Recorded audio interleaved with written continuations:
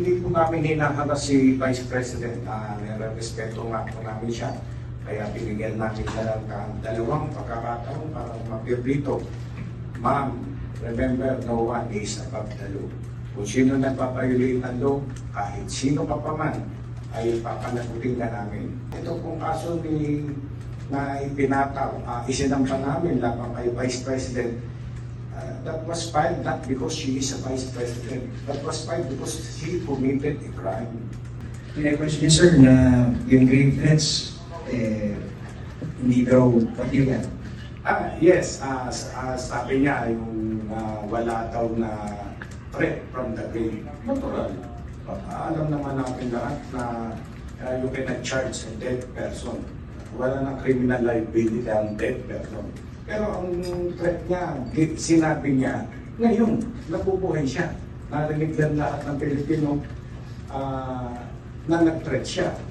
Si Vice President, may inubusay siyang tao, pagka siya ay namatay o napatay, patayin si Pangulong BBM, si First Lady, at saka si Speaker.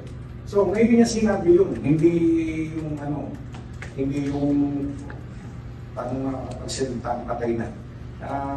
Ngayon niya sinabi, so ngayon siya criminal liable, ang paniwala namin.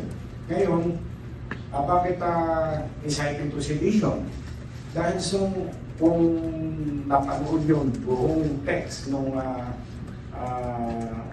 meeting na yun, marami siya pinagsasabi, mura dito, mura doon, nag-incite sa kanyang mga followers na to commit disturbance, to commit seditious acts. No? As a matter of fact, the following day, there were already grouping sa may EDSA Shrine na buti na lang, hindi naman lumaki.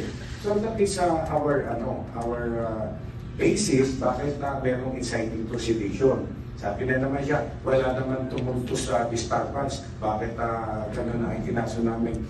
Kung meron tumultos disturbance, sedition na.